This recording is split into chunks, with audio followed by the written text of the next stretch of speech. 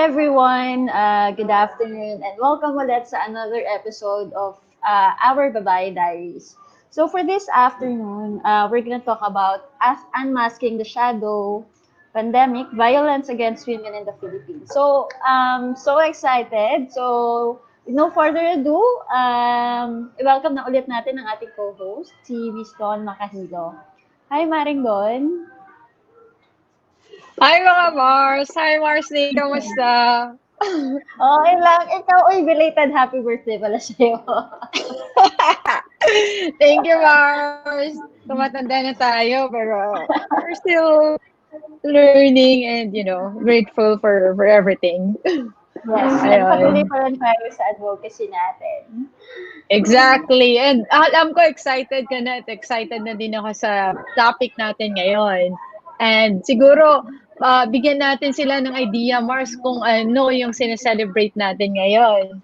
So, ayan, yung sineselebrate natin for this is yung in solidarity tayo with the fight against violence against women and children. So, kaya tayo naka-orange ngayon because it's not just about a celebration, but also a protest when it comes to fighting this kind of advocacies. And this is gonna be a series. So, tatlo yung maging topics natin for this series. And maganda talaga kasi mabigyan natin ng emphasis because this is a very big issue in our country. And most of the time, a lot of people are actually still, it's 2020, pero still rampant pa rin yung victim blaming, rampant pa rin yung discrimination against women. And of course, dahil na rin sa pandemic, tumaas yung number of women na nakakaranas ng violence. So, maganda talaga. Sobrang excited na ako, Mare. And it's our 8th Babayi Diaries. Oh my God! Oh, happy 8! Yay! Maganda na ba ito episode? Okay. So, yan, with no further ado, Marington, introduce mo naman sa amin kung sino yung guest natin for this afternoon. Oo. Yun nga, Mars, habang nag-conceptualize tayo kung sinong i-invite natin, anong topic yung pag-uusapan natin ngayon, una ko talagang naisip yung Young Feminist Collective. At yun nga, winelcome naman at na-accommodate naman yung request natin na maimbitahan sila. Yung speaker natin ay si si Mars Shebana Alqaseer. She's a feminist activist working on gender and human rights. She's currently the program manager for a UP CWGS and Oxfam project on gender reform, and she's a gender reform consultant for the Asia Foundation. O, di ba? Ang bongga ng speaker natin, Mars. She's also the co-founder of the Young Feminist Collective, a member of Filipina, and the youngest convener of Every Woman. Ayan, and she's also convener of Bantay Bastos. So, mga Mars, welcome natin ang bongga si Mars Shebana, RC Bans. Hello, hi Nick and Dawn. Thank you for inviting me. Hello, Maring Bans. Carson, yes. Kumusta? O, diba? Nag-orange. Nakuha niya ang memo na mag-orange tayo. Ayun. Ayun. So, Mars, mababasahan muna tayo. Hello. Wala ata si Don. Ayan. Hi, Maring Bans. Ayun, sabi nga ni Maring Don, magkamustahan muna tayo. How are you? Kumusta? Kayang-kaya pa naman. Grabe, I'm sure kayo din, mga Mars, sobrang busy ngayon dahil nag-start nga ang international, yung 18-day campaign against Bao, 2 days ago. Kaya sobrang hectic ng schedule, pero kinakaya. Siguro yun yung word of the day ko, kinakaya. Kayo mga Mars, kumusta naman dyan? Ako, kung kinakaya ni Vance, Ikaw, Maring Don. Palaban pa din. Kailangan palaban tayo. Tuloy ang laban. And dahil nangyayari sa sektor natin na mga kababaihan, sa mga young girls, sa kalamidad, at overall in general, ang dami nangyayari. Kaya tuloy pa din. Laban tayo. Ikaw, Mars, yes. Ako naman surviving and still a survivor. Ang hirap kasi yung mga napagdaanan natin this past few weeks from typhoon to different calamities to plus pandemic.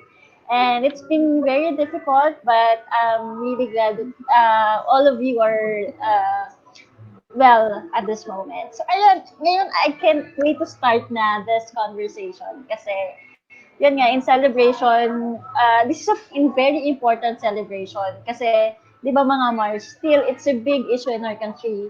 And there's a lot of work na kailangan pa natin gawin when it comes to this kind of advocacy. So, ready na ba kayo simulan natin? Mabigat-bigat ba yan? Grabe naman. Sabi niya, Char. Ako, go. Sige, tatlo naman tayo, kakayanin natin yan. Tulong-tulong tayo. Sige. First, Nick, sige, matatsudahan mo tong usapan natin. Yes, so to start, ako kasi I have so many questions na gusto ko rin ma-unlock. And for sure, those sa mga nanonood sa atin ngayon, for sure you have the same questions. Or maybe kung may iba pa kayong tanong, feel free to post your questions. So to start with this discussion, ano ba, gusto ko itanong, ano ba yung causes of violence against women and girls? Marang Sige. Dance. Mabigat agad, no? Ano ba ang causes? Bakit ba merong vows? Violence against women and girls. Ngayon nga, GBV pa siya. Ako palagay ko, sobrang deeply rooted siya sa ating culture, sa ating system. Kapag systemic yung problema. Paano ko ito nasabi? Kasi siguro, bago pa tayo pinanganak, for the longest time, yung gender inequality, no? Gender inequality, tsaka power imbalance. Sobrang deeply rooted doon yung violence against women. Kasi kapag may inequality na simula pa lang, may power imbalance na merong mas nakakataas than the others, doon nagsisimula, doon hinuhugutan. Tapos siguro, ang isa din na nanonote ko ay yung disregard for human rights ng mga kababaihan. Parang nakikita siguro ng iba na violating na yon ng human rights ng mga tao. Ikaw ba, Mars, Ma'am Shi, Don? May mga gusto kang i-add doon or palagi mo? Actually, ang ganda pambungan pa lang, bakit may boxy? So, I think it's always centered on, as mentioned mo nga, on the equality and also centered to the power, empower and balance, na yung isang, yung isang gender, ay mas nakakaangat as compared sa isa. So, ayun nga, doon nagko-cause talaga yung violence na yon. At the same time nga, na strengthen or napapa-strong pa ng mga pangyayari, gaya like for example ng cases ng gender equalities, ng discrimination, and especially dahil minsan parang nangyayari yung vow dahil for the very very simple answer na dahil babae siya. So nadi-discriminate siya dahil babae siya. Ayun, or babae siya. That's why we have these Babayi Diaries. Sige. And ikaw, Mars Nick, ano naman yung tingin mo dito? Yeah, and I guess siguro yung patriarchal natin. Kasi parang because of being in a patriarchal. So ang nangyayari is people actually parang instead of making it as a sense of violence, they take it as a joke. They take it as something na something that do not demean the women, pero it does. And it's something that people still hide it through jokes or hide it through catcalling, and they kind of normalize it. I mean, growing up, I've experienced na parang I wasn't even wearing a very provocative outfits. And even if you are wearing a provocative outfits, nobody deserves to actually do that. But because, I mean, there's like one kid that I asked, sabi ko sa kanya, kinatcall niya ako eh. And then so I told him, sabi ko, and I asked him, sabi ko, ba't ko okay na catcall? Sabi niya, wala, it's just a joke. Why are you so defensive? I mean, you're not pretty. And I was like, And then I told him that it's not the right way to call people because it's not just about, kasi diba, I think the common argument that a lot of people share is that wala ka bang kapatid na babae, wala ka bang nanay? But I think the best argument for that is you're a person and everybody deserves to be respected regardless of someone's gender and identity. And I think isa yun talaga sa mga kailangan nating i-unleash every now and then that we fight against this problem. So, ayan. Ikaw naman, Maring Don. Anong gusto itanong kay Maring Vance? Yun nga, no? Kasi parang ang violence against women kasi marami siyang mukha. Marami siyang dimension din. Ang lagi natin, familiar tayo lagi sa physical abuse, sexual and psychological abuse, ano? So, sa rape, very common yung rape na yun. And I think sa case natin sa Pilipinas, and I think globally, according sa UN Women, 1 out of 3 women ay nakakaranas ng violence in their home, even in their homes, in their communities, online, and of course may state violence din na nangyayari. So I think ang tanong ko lang siguro, Vance, kasi parang lagi nating sinasabi or yung depensa ng mga lalaki ng ibang tao, na cultural naman kasi na ang violence against women. So how do we address that one? Kung if ang violence against women is a cultural issue. Siguro yun, no, nabanggit natin sa simula pa lang na deeply rooted talaga doon yung problema. But also, I realize, madami din kasing contributing factors kung bakit na-normalize pa siya. Bakit through time, ang dami-dami na nating nako-correct, ang dami-dami na nating nababago, pero lalo lang na-enforce ng culture, ng technology, ng mga bagay ang violence against women. Siguro dito palagay ko factor kasi yung structural and systemic din. Like ano ba yung mga batas na meron tayo sa bansa, sa mga bansa, access to services, ano ba yung mga services na available. Kasi kung in the first place, yung mga batas natin, hindi din naman sinasabi na bawal yan or hindi tama yan or hindi dapat din yan. If our leaders din mismo, sinasabi nila, joke lang yon or okay lang yon, tapos wala ding available na support and services sa mga victim survivors, lalo lang nakaka-contribute yun dun sa culture of rape and violence, no? But pero, I think naman, the the tides are changing at marami tayong pwedeng gawin, no? Ako, I really think lahat tayo may pwedeng contribute to change this.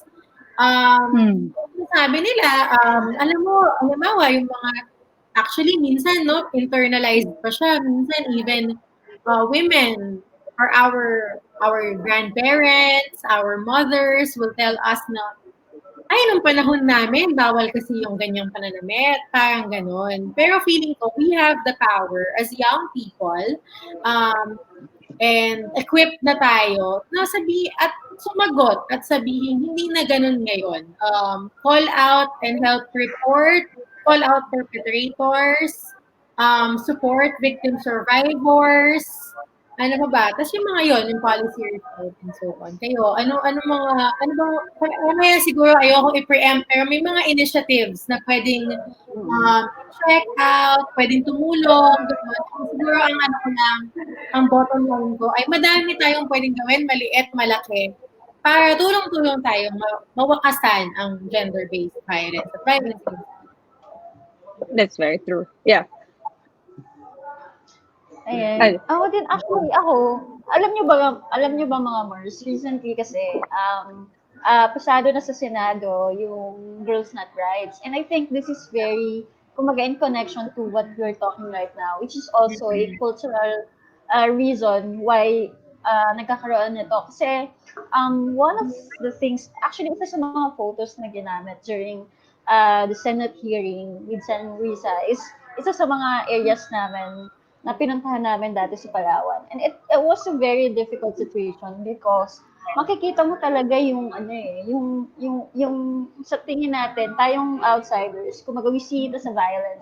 But if you're gonna talk with them, ang sasabihin niya, no, it's just a culture. It's something na parang they normalize it. They normalize like marrying a 13-year-old girl, a 12-year-old girl. And ang youngest nun na ipakasal is like 10-year-old. And I think one of the reasons, sabi nga ni Vance kanina, is one of the reasons is that yung access to information. How come na they don't see it as a violence? One of the main reasons is that wala silang education. They are not educated in a sense na hindi sila na-inform bakit hindi pwede yung bata na magpakasal ng mas maaga. 'Di ba? Hindi na ipapaliwanag na it's actually science. It's actually reproductive health. It's actually about the life of the child. And the emotional, physical, and mental abuse that's actually happening to the kid na pwedeng yung bata mismo, kumbaga, siya rin yung bata, hindi niya na-realize. So, kaya nga importante talaga that we as an advocate, we strengthen this. We strengthen to educate them. Kasi, ang role naman natin as advocates is actually to inform them. And for them, hindi tayo mag-decide for them eh.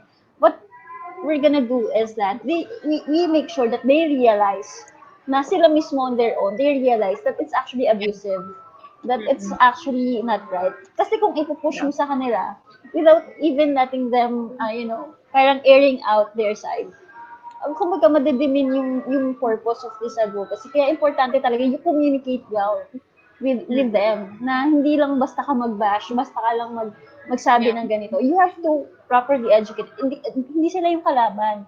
Yung kalaban natin is yung misinformation. Yung kalaban natin is yung ancient belief of what had happened before. Kayo, Mars, tingin niyo. Ako sisingit ako doon, Mars. Go. Yun. Kasi una sabi mo, di ba, kailangan sila mismo yung makarealize. Ako, sobrang agree ako doon. Kasi di ba, merong consent, but consent is not consent if it's not an informed consent. So, kasi minsan ako din naman parang halimbawa, kung yun yung gusto niyang gawin wala naman akong magagawa kung yun talaga yung gusto niyang gawin. But we have to make sure na fully understood niya yung context at lahat ng nangyayari sa kanya. At yun, I think yung kadalasang problema, no? Kasi kung halimbawa, even ako, if hindi naman proper yung information that I have, ganun. Tapos siguro, ako I appreciate that we have like Babayi Diaries kasi naalala ko pinost ko ng friend ko si DK. Hi DK, if nanonood ka. Sabi ni DK, parang I have to remind myself that iba-iba tayo ng process. A process is a process kasi hindi tayo same ng level. Na, siguro fortunately, buti pa tayong tatlo, mga Mars, no? Ano na tayo? Sabihin na natin, woke or gising na tayo or conscientize.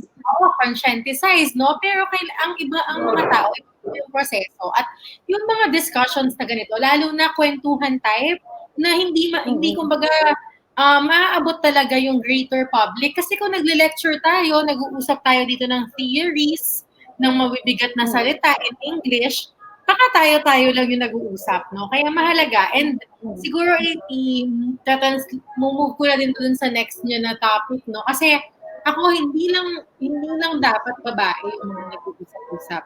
Ako, I really think if we want genuine and change at malaki yung magawa nating change, hindi pwedeng we empower women without conscientizing men and getting them to our side. Kasi hanggat may perpetrators, merong violence di ba? Kahit naman kaya ko depensahan yung sarili ko, yung half of the population, sila naman yung gumagawa nun or pwedeng gumawa nun. And men actually experience violence too.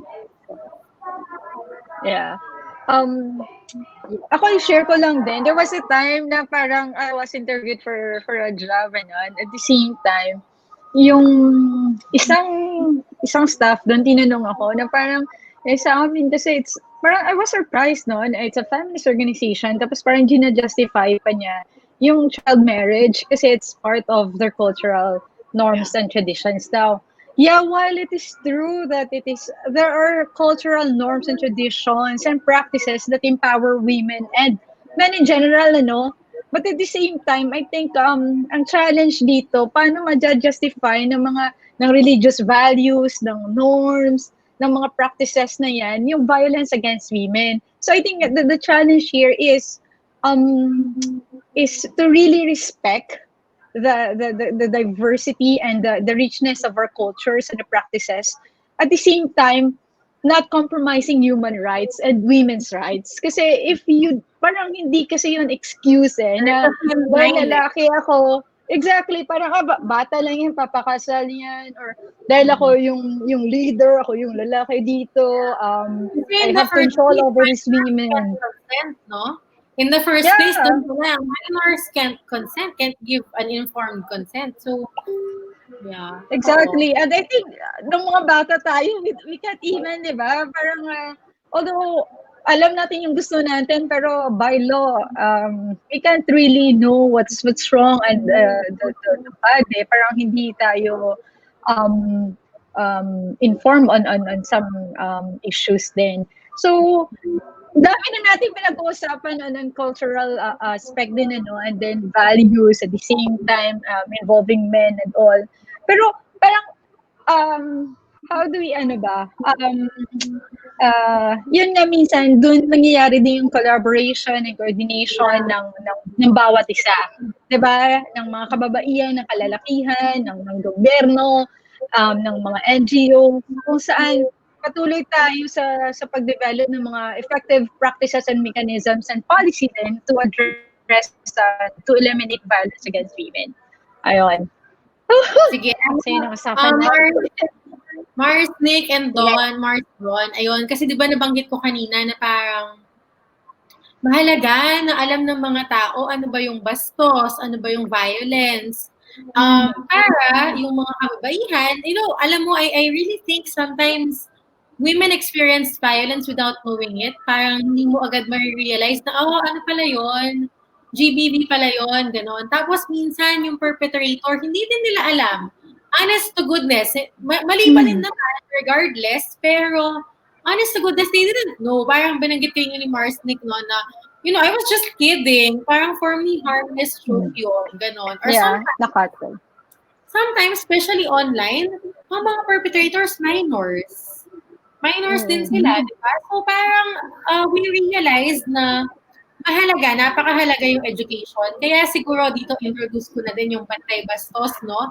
Yes, perfect. 2018, kasi ng 2018, nakita natin yung rise ng populism, tapos misogyny and sexism in government, in public level, not just in the Philippines, but all over the world. So sabi natin, we need to do something about it. So yung organization where I was a secretary at that time, every woman namin, kailangan may magawa about this. So gumawa kami ng social media page. It's a platform where we can call out public figures, which means celebrities, public officials, kasi naisip namin, sila yung pinakamalaki yung effect kapag nambastos sila kasi may power. Very influential. Yeah. Influential.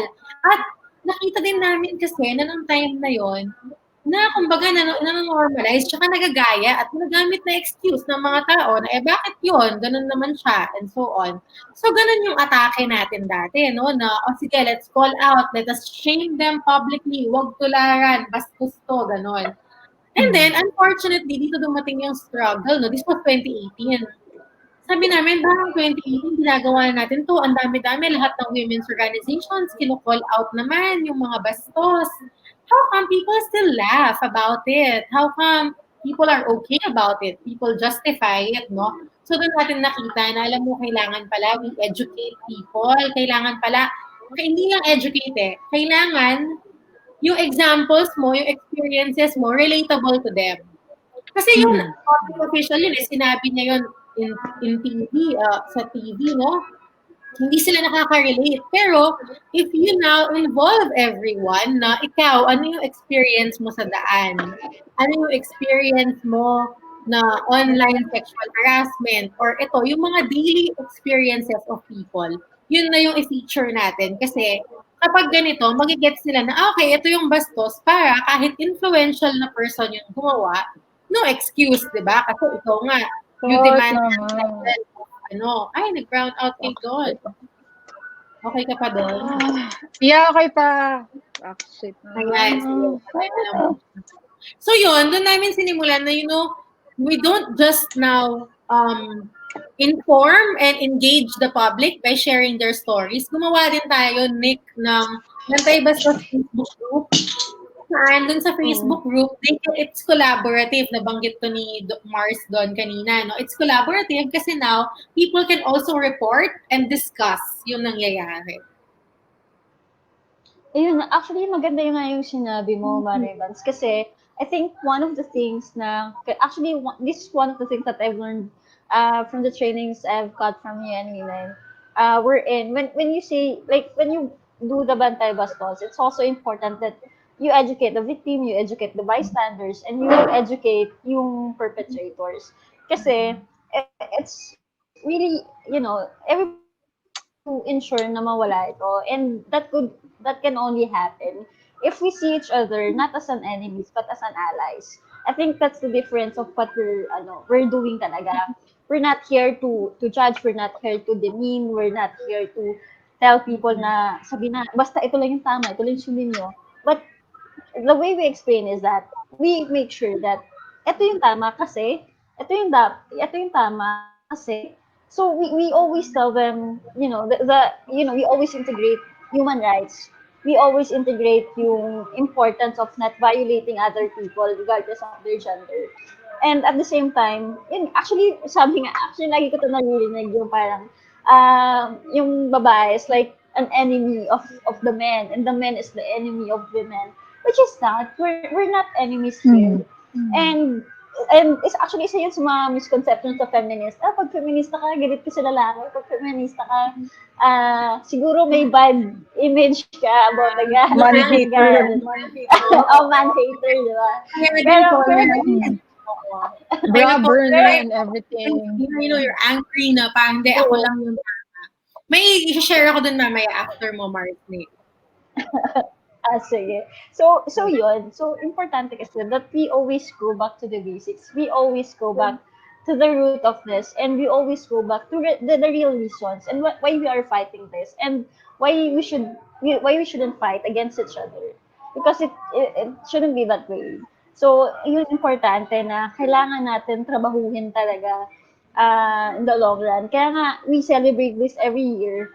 And it's not just a celebration, but a protest. We protest to make sure that people and lawmakers are actually doing something about this, and to ensure that policies are in place. And aside sa policies are in place, it is being well implemented.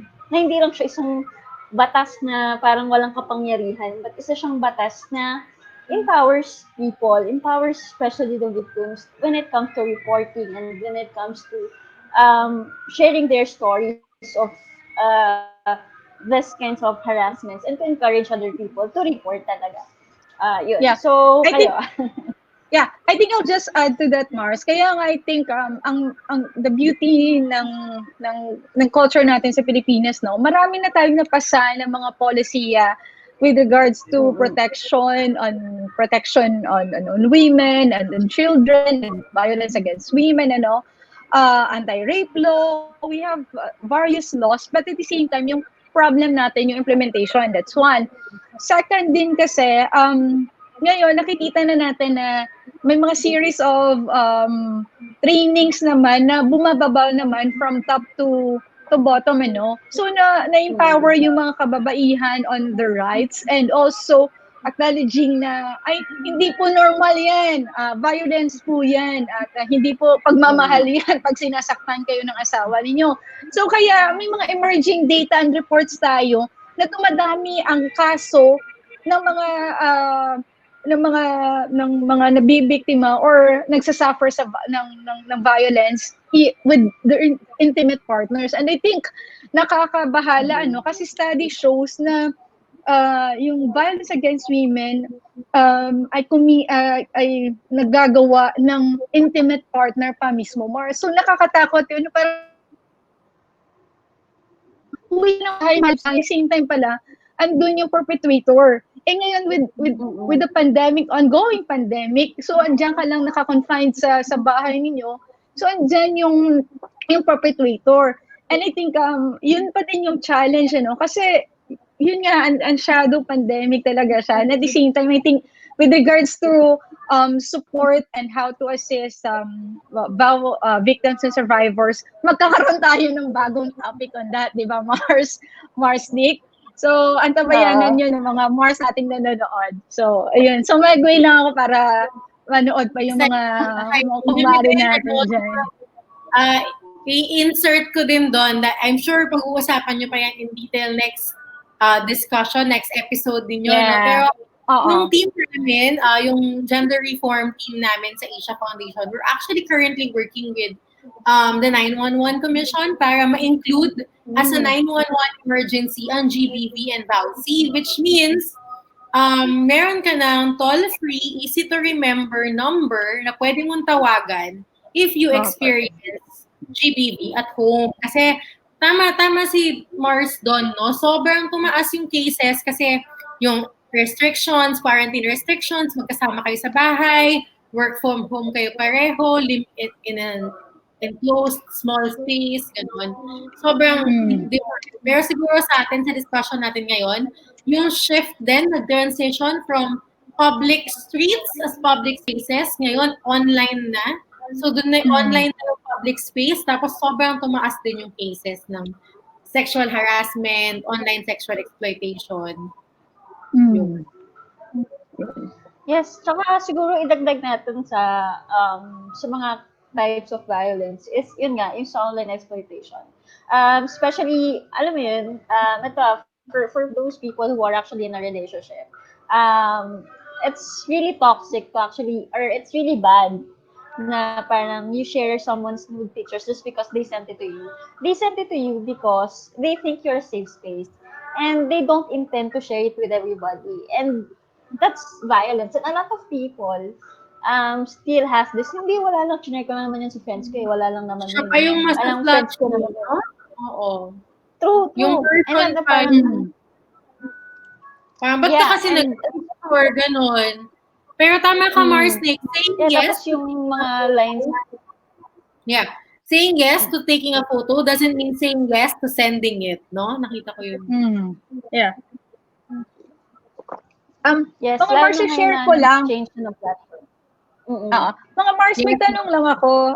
Usually kasi na-emphasize lagi, no, I think I mentioned earlier, ang mga na-emphasize na mukha ng violence against women ay female genital mutilation, child marriage, rape. So I think sa rape ba, kasi it's more on kung wala, usapin ito ng consent, di ba? Even if you're married at the same time, kaya kung pag wala talagang consent, it's considered rape, di ba? Tama? Yes. Okay. So, kasi I think marami, every hour, I think there was like 7 to 10 women yung nire-rape araw-araw sa Pilipinas, ano. So, paano natin na-address naman itong domestic violence din? So, have you experienced na may lumapit sa inyo at parang nangihingi ng tulong? So, how were you able to assist that person? Sa Bantay Bastos, dahil nga ang cover, parang very limited yung resources namin as an online organization for reporting sexual harassment cases online. The best that we can do is, refer them to government agencies who can provide support and also NGOs tulad ng Lunas Collective at ng Project Sulong, mga ganon. Ako personally, I've received a lot of messages during the pandemic reporting cases of abuse and violence. Actually, most of the time, yun nga, yung rape and threats. But yun nga, ang hirap as an individual, hindi naman ako abogado, wala naman akong ganung ka-resources. So I just really connect them to Lunas Collective for counseling. Yun yung unang-una eh. Actually, kahit sa GBV response hotline namin, ako, I really believe na dapat mauna yung processing. Kailangan ma-process muna what happened, no? Counseling kasi minsan parang tayo agad, magkaso ba tayo? Parang ganun. Like, yung people who wanna help. Pero, feeling ko minsan, it's a process din. And kailangan talaga masimulan muna with proper counseling, no? A feminist counseling. Tapos after nun, minsan may mga hindi naman nagtutuloy. They just really need to process and someone to talk to para ma-digest, siguro, ma-unpack what happened to them. Tapos nabanggit mo na, Mars, doon, no? Yung consent na ito kadalasan, isa pa to na, away yan ng mag-asawa, wag dapat kayong makialam. Bakit siya naghihintay? Minsan sisisihin pa yung babae for saying no, asawa mo yon, trabaho mo, duty mo, dapat to give pleasure to your husband. Pero no, that's not true. To our viewers, no, consent should be informed, freely given, enthusiastic, specific, and continuous. Mahalaga yung continuous. Hindi porke kahapon nag-yes ako doesn't mean today yes pa rin ako. Actually, even during, no, Mars, kahit during, pwedeng nag-yes ako, sige mag-kiss tayo, pero that doesn't mean gusto ko all the way, ganun. Yeah, that's very correct. Yeah. Ay, agree talaga sa'yo, Vance. Kasi dagdag ko lang pala dun sa sa domestic violence. Yung sinasabi nga natin na process, parang for other people kasi who don't understand people who are actually experiencing violence sa spouse nila or sa partners nila, it's very important na huwag mo sila i-blame na, ba't ka pa kasi nag-stick sa relationship na yan, ganyan. You tend to blame them. You always felt, parang merong kang personal bias na parang, iniisip mo na, grabe naman to, nakita niya nang sinasaktan siya, nag-stay pa siya. Always remember na nagkakaroon ng impact sa mental state ng isang tao, yung klase ng abuses. And minsan, iisip niya to the point na nanonormalize yun.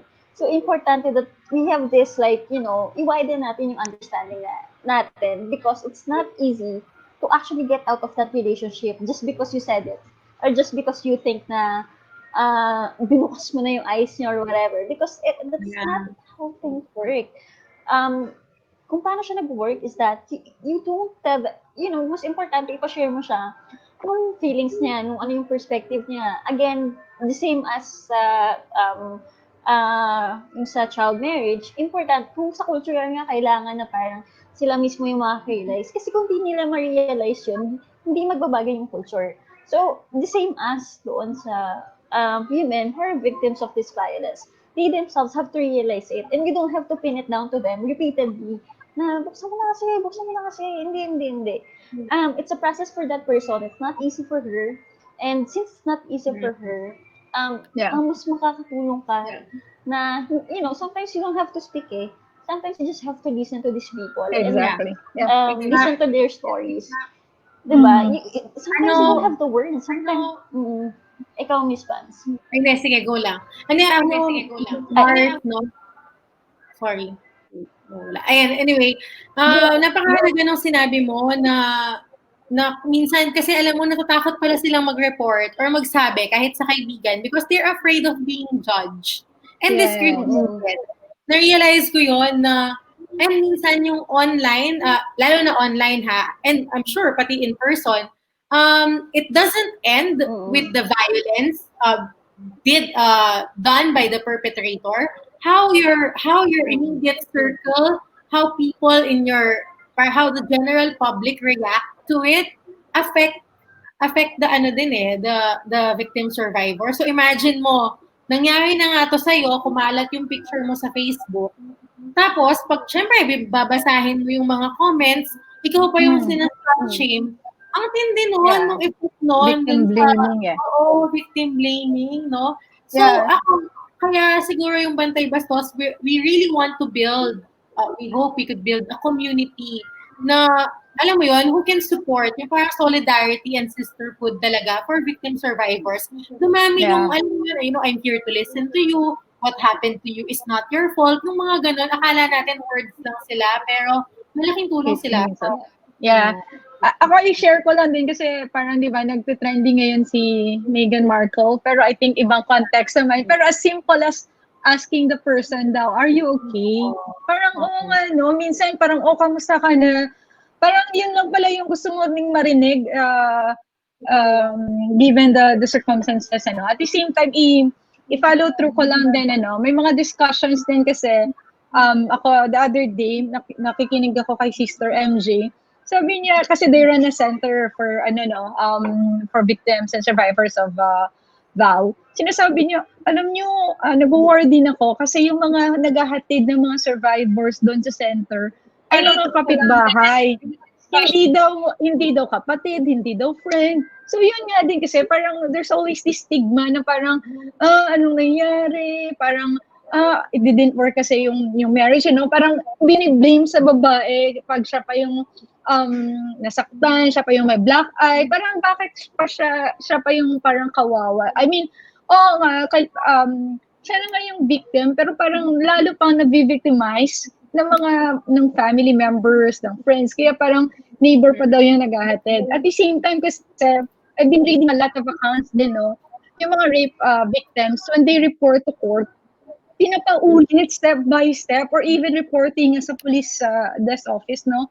Pinapa-report step by step yung nangyari sa kanya. So very, very traumatizing, di ba? Parang hindi ko ma-imagine kung ano yung pinagdaanan din ng mga kababaihan na ito na para paulit-ulitin yung mga nangyari sa kanila. So parang I think at some point, no, kailangan din siguro in between na ayusin talaga yung proseso. Kasi aside sa violence at home din, I think it's very systemic din ito, no? So, ayun, very, very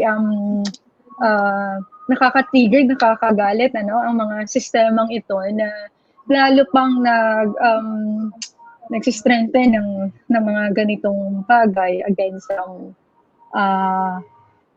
ating mga Mars. Wait lang. Ayun, wala ata si Ban. Yeah. Yan, actually, tama yung Mari. Kasi ang dami talagang struggle for this fight. And just to add din dun sa, yun nga, pinag-uusapan natin na struggle ng mga kababaihan.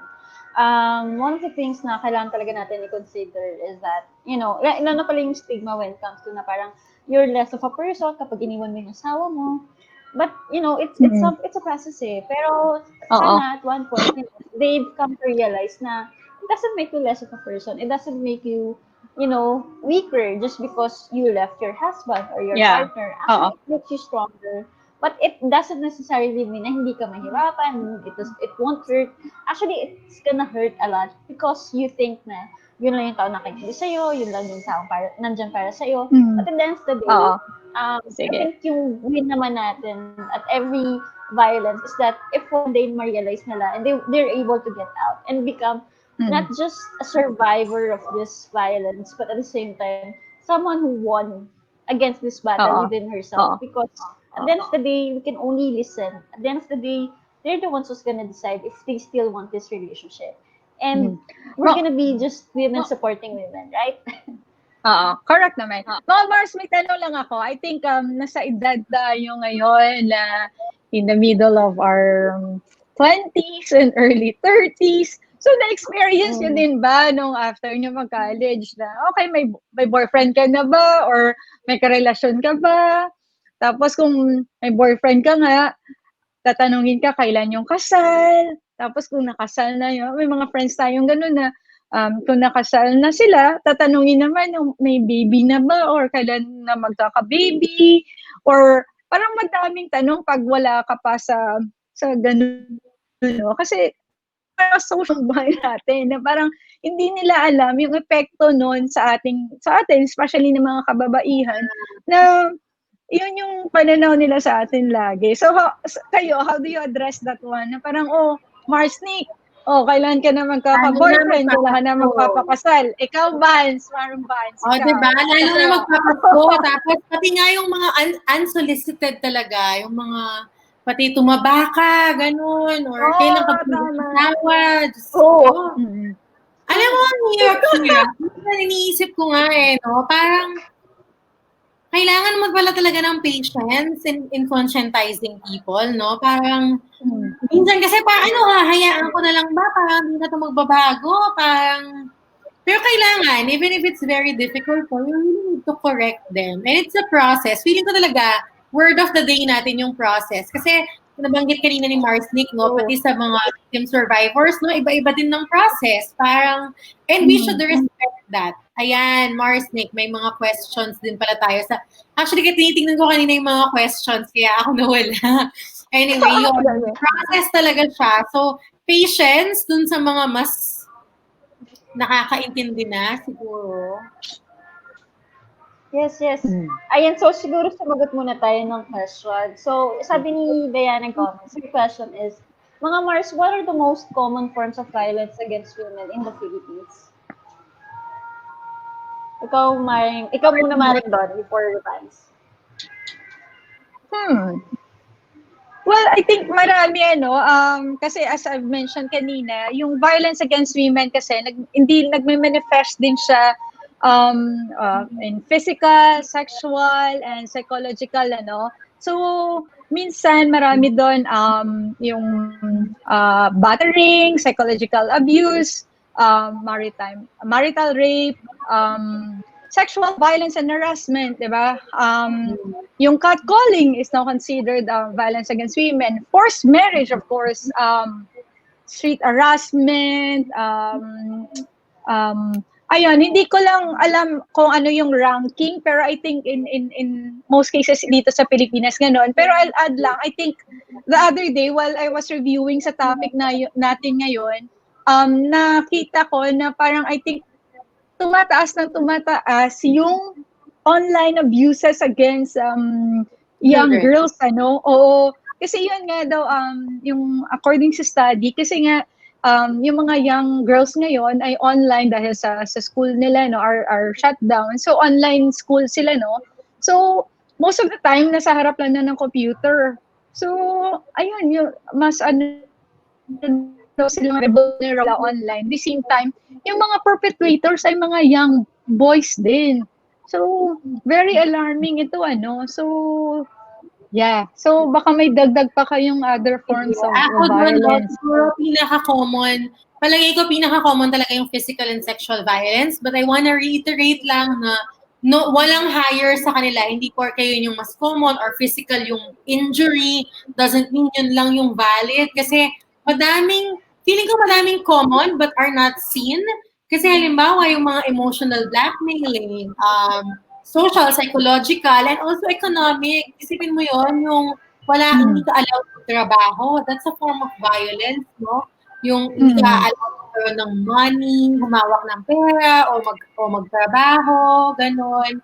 Tapos siguro sa GBV, hindi na lang din siya violence against women, hindi lang din siya domestic violence.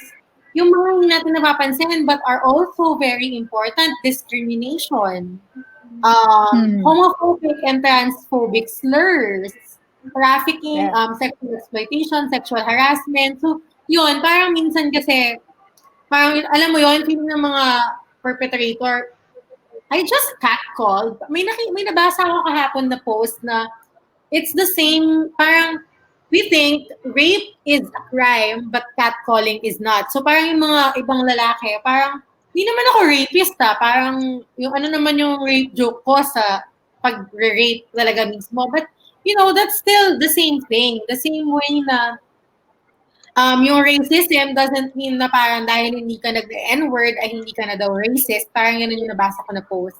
Kasi madaming ibang forms na hindi nakikita or feeling ng iba mas mababa, parang hindi naman, ano lang naman yun, words lang naman yun, but they're equally harmful.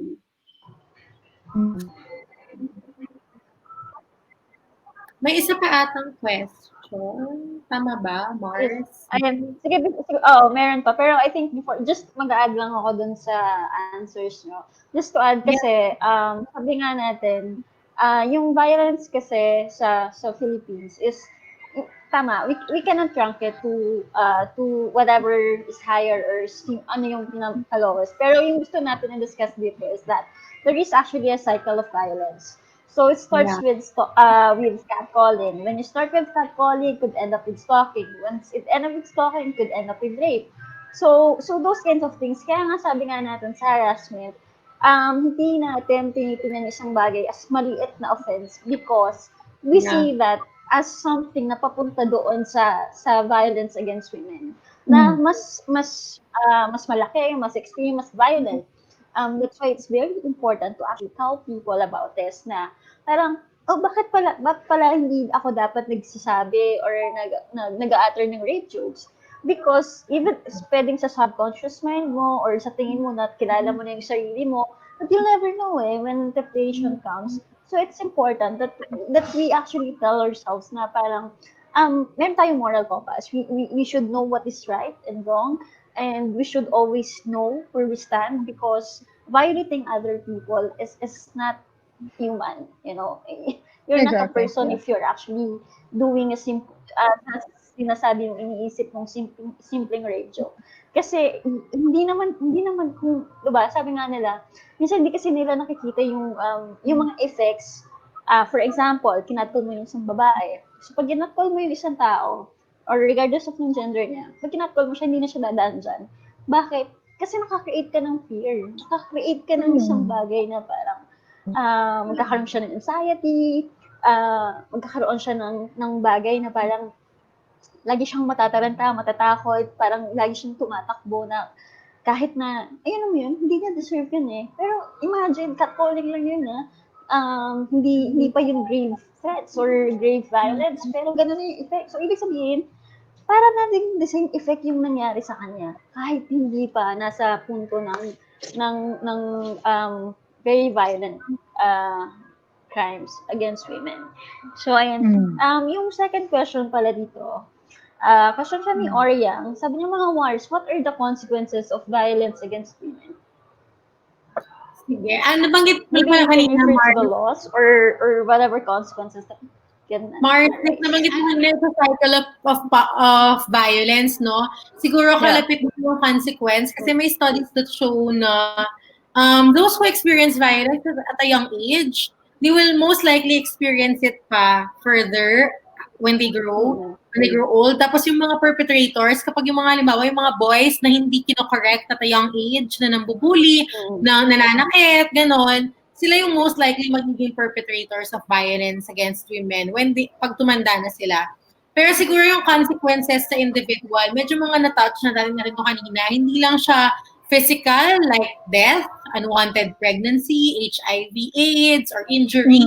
Kasama din dito yung psychological, yung trauma, oh my, grabe yung trauma sa mga kaibigan ko, even second-hand trauma. Halimbawa kami sa Bantay Bastos, just by reading what is happening to other women, being at the receiving end ng mga kwento, may second-hand trauma yon. Tapos siguro third, yung social and economic consequences of isipin mo yung mga madidiscriminate ka na, hindi ka na allowed, or may stigma na ay alam mo yan yung na-rape, yung ganon. Kaya mahalaga talaga yung acceptance of the people surrounding the victim survivor.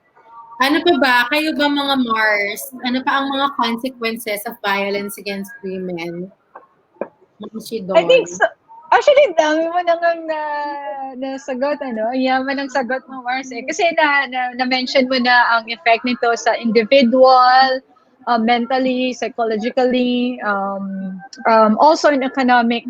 Kasi I think kailangan ko din emphasize yung economic kasi yung role din ng women, say for example, if they are violated at the same time, ang nangyayari, di ba parang malaki yung consequences nito kasi backbone ng ekonomiya yung mga kababaihan. So kung violated yung isang babae, sino mag-aalaga ng mga anak, ng mga elderly sa bahay? Syempre si partner or si husband will be, hindi siya makakapagtrabaho kung wala magbabantay doon sa mga anak, sa pamilya, sa bahay. So I think that's only very specific example lang pero malaki yung impact nito sa ating lahat talaga. Yeah. Ikaw, Marsley, kung may ma-add ka pa. And actually, yun lang sinabi. Pero one of the things na talagang for me na effect nito is that kapag palagi ito nangyayari, it becomes a cycle, and it's something that we should actually stop. When it becomes a cycle, most of the time, medyo mahirap siya i-cut. Pero ito na nga yung challenge sa ating mga advocates. Paano natin siya i-cut? Paano natin tutulungan yung mga kababaihan at mga tao na naka-experience ng violence na how can we support them with all these consequences? How can we be the person na kumaga who are willingly na magsusupport sa kanila despite and in spite of what they've gone through. And at the same time, sabi nga, if there are like consequences of this, kailangan natin i-highlight yung na dapat, bakit hindi natin to dapat ginagawa? Why do we promote or why do we protest against violence against women? We protest because it's 2020 but it's still happening. It's 2020 but still meron pa rin slut shaming, meron pa rin victim blaming, rampant pa rin. And mataas pa rin yung stigma when it comes to reporting. So, isa nga sa consequences that sometimes there are people who are actually violated but actually refuse to report. Why? Because of this, alam mo yun, yung parang minsan tinitingnan sila na parang less of a person just because they've experienced it. Actually, the victims doesn't need your pity. What they need is actually support. Hindi nila kailangan ng awa natin, hindi nila kailangan ng yung parang tinitingnan natin sila na parang grabe naman yung pinagdaanan niya.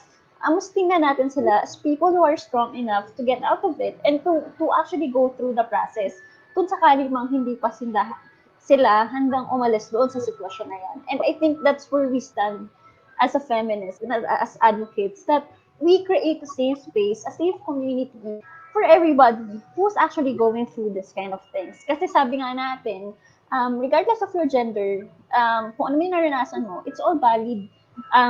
Even your men or part of the LGBTQ community and women and children, we are here for you, that we are a safe space, and we want to offer you, like Bantay Bastos, that they are there to actually help you get through this process.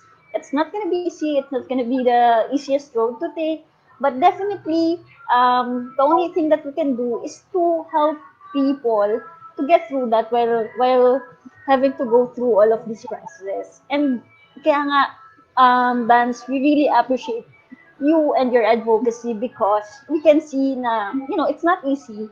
I mean, for some people, nag-advocate lang kayo ng mga kababaihan, baka ang dali-dali lang yan. But the truth is, mahirap din. Emotionally, mahirap.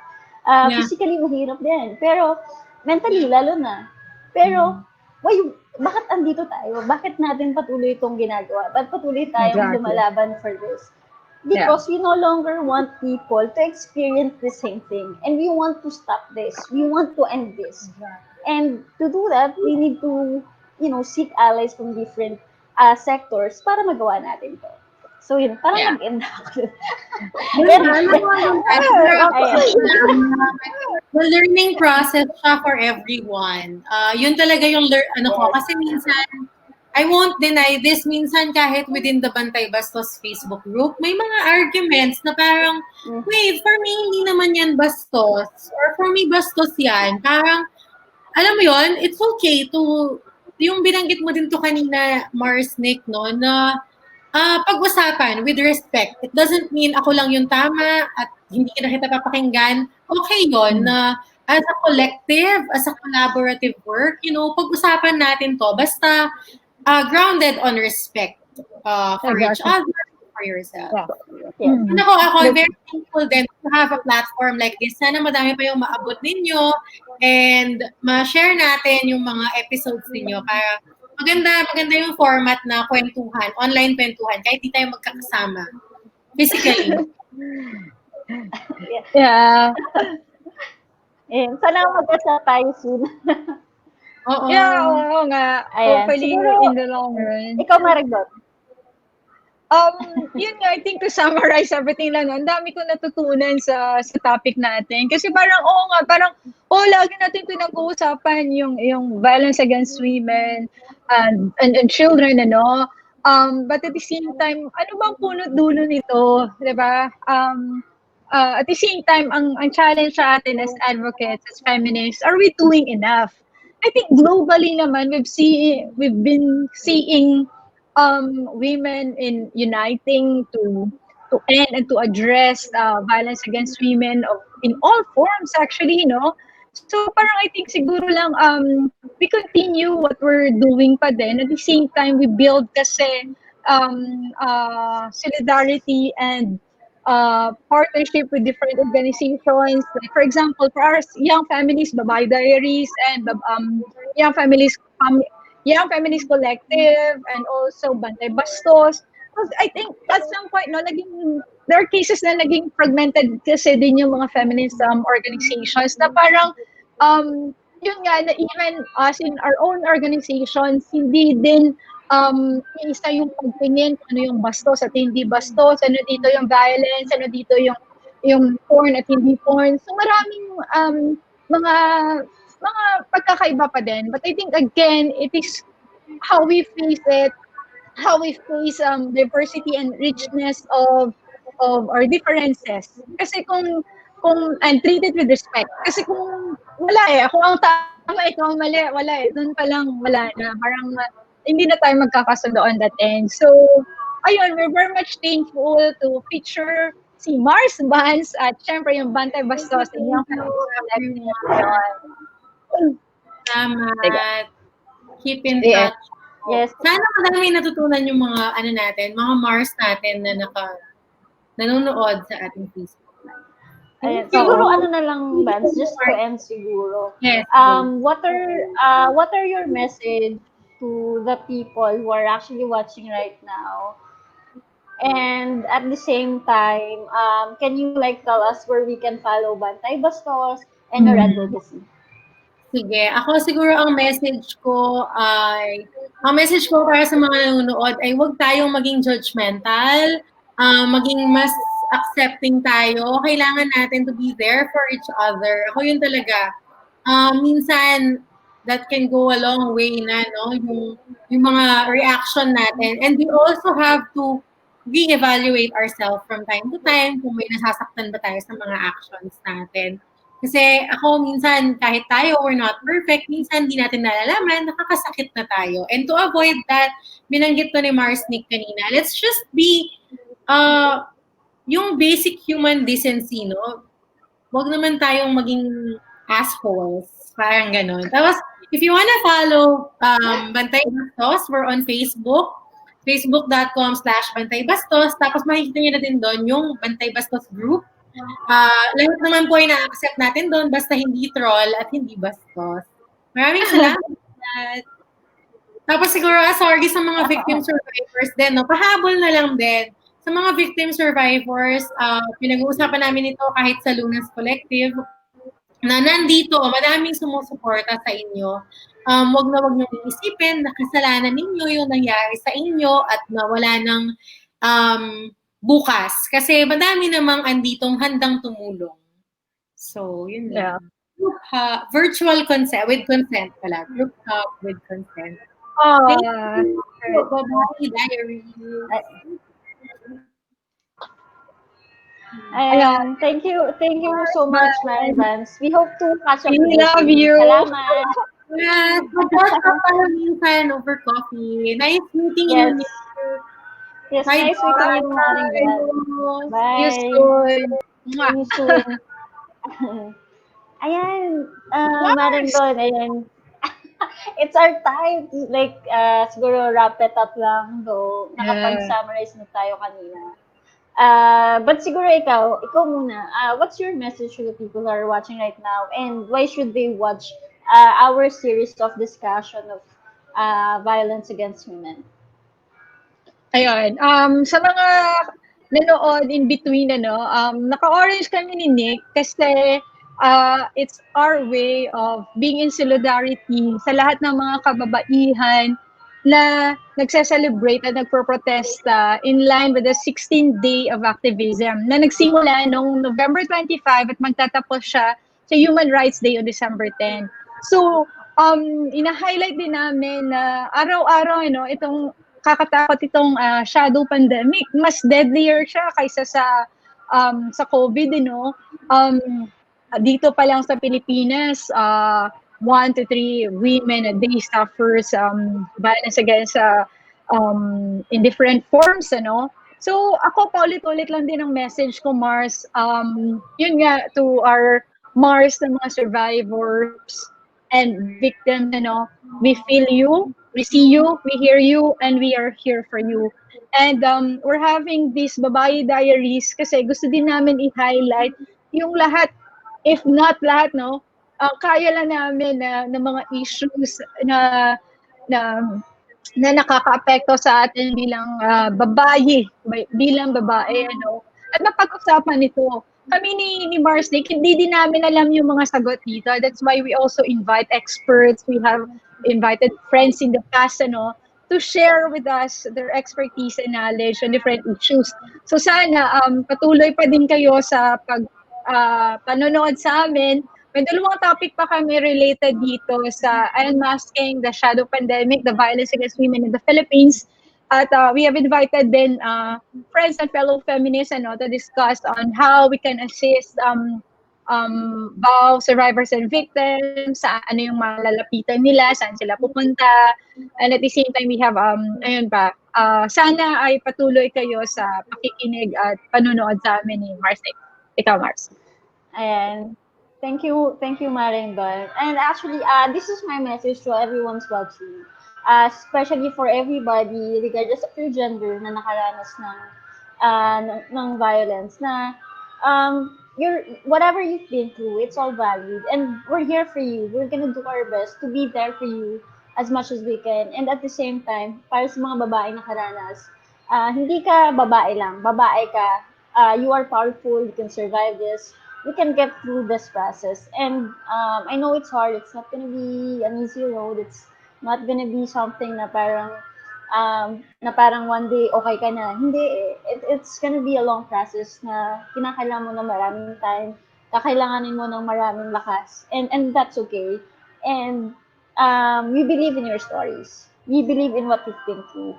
And that we're here to listen. So if there's any women who are actually experiencing domestic violence, you can share it to us and we can link you to the different organizations, whether from NGOs or government agencies who can help you with whatever you're going through. So ayan, maraming salamat. And again, in solidarity of the celebration of fight against violence against women, we will not stop to protest about this. We will not stop to fight for this. As long as violence still happening, we won't stop talking about this. Hindi kami magsasawa, hindi kami titigil, hindi kami papapigil sa mga tao na who actually demeans people. We're gonna here to continually fight for your rights. We will continually fight for you until you're able to fight for yourself. And sana isang araw after this pandemic, sama-sama tayong lumaban at magkaroon tayo ng isang really celebration of all these things and what the things that we've survived.